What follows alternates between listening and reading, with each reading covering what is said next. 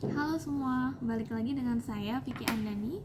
Pada video kali ini saya akan membahas mengenai buku yang berjudul Thinking in System oleh Donella H. Meadows. Nah, pada buku kali ini saya akan membahasnya dengan skema intinya dulu, baru penjelasannya. Nah, mungkin kalian semua udah tahu kan jika dalam tubuh kita ini juga merupakan sebuah sistem. Darah kalian itu mengalir ke pembuluh darah di sekujur tubuh karena jantungmu yang terus memompanya.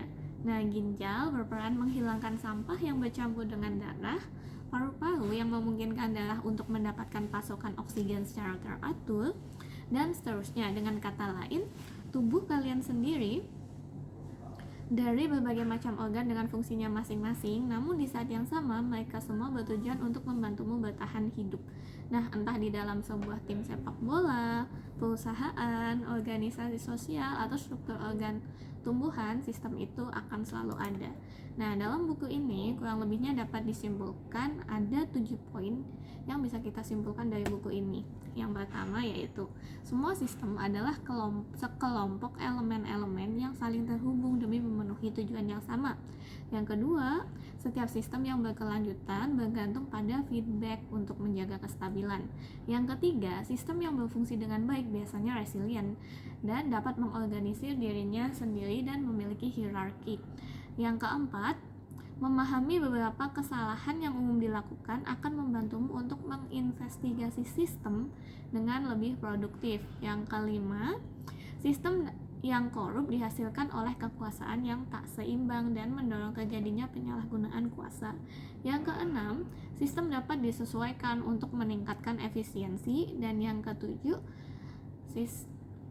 memperhatikan cara kerja internal dari sistem akan membantumu memahami dunia dengan lebih baik. Nah, baik, itu kesimpulannya, dan kali ini kita akan membahas poin-poinnya satu per satu dari poin 1 sampai ke 7. Yang pertama yaitu sebuah sistem adalah sekelompok elemen-elemen yang saling terhubung demi memenuhi tujuan yang sama. Nah, sistem itu ada di mana-mana. Lalu apa yang dimaksud dengan sistem? Sistem adalah sekelompok elemen-elemen berbeda yang saling terhubung dan dipasangkan untuk memenuhi sebuah tujuan. Elemen-elemen di dalam sistem dapat berupa sesuatu yang memiliki wujud atau tak berwujud sama sekali. Batang, akar, dan daun-daun pepohonan yang merupakan sesuatu yang dapat kamu lihat dan sentuh. Sementara kualitas pendidikan dari sebuah universitas merupakan sesuatu yang tak nampak. Nah, elemen-elemen dalam sistem dikaitkan menjadi satu melalui hubungan-hubungan. Contohnya, pada sistem dari sebuah pohon, hubungan yang menjadi jembatan bagi elemen-elemen yang berbeda adalah proses metabolisme dan juga reaksi kimia.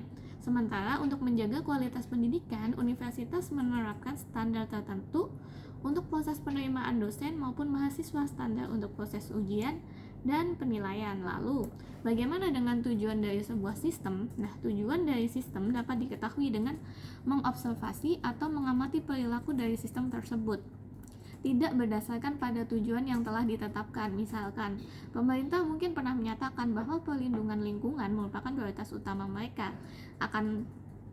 Tetapi kenyataannya, anggaran keuangan negara justru dialokasikan untuk hal lain. Dengan begitu, kita tahu bahwa perlindungan lingkungan bukan merupakan bagian dari tujuan pemerintah, mengingat perbuatannya tak dapat merefleksikan tujuannya. Nah, penting untuk diketahui bahwa selama hubungan antar elemen dan tujuan dari sebuah sistem itu sendiri tak berubah, maka pergantian elemen-elemen dalam sistem tak akan memiliki pengaruh besar. Sebuah tim sepak bola mungkin bisa menggantikan beberapa pemain lama dengan pemain baru, akan tetapi hubungan antara posisi pemain serta tujuan utama untuk memenangkan pertandingan tak akan mengubah secara signifikan cara kerja tim dari tim sepak bola itu sendiri. Akan tetapi, saat tujuan dari tim atau hubungan antar posisi itu berubah, maka cara kerja dari tim akan berubah pula. Nah, lebih dari itu, perilaku dari sebuah sistem sendiri dapat dijelaskan oleh yang disebut dengan stocks and flows yang terus berubah di setiap waktu. Apa maksudnya? Stocks adalah elemen-elemen dari sebuah sistem yang jumlahnya dapat dihitung di setiap waktu. Contohnya, air dalam bak mandi, buku-buku di perpustakaan, atau uang di sebuah bank. Nah, di sisi lain, flow adalah perubahan pada jumlah stok karena adanya inflow atau aliran yang masuk ke sistem dan outflow aliran yang keluar dari sistem. Contoh dari flow adalah kelahiran dan kematian ataupun pembelian dan penjualan. Nah, oke, berhubung bahasanya masih cukup panjang, jadi pada video kali ini saya hanya akan membahas dari poin 1. Untuk selebihnya akan saya bahas di video selanjutnya atau part 2. Oke, baik, that's all from me. Jadi saya ucapkan terima kasih and see you in the next video. Bye, ciao ciao.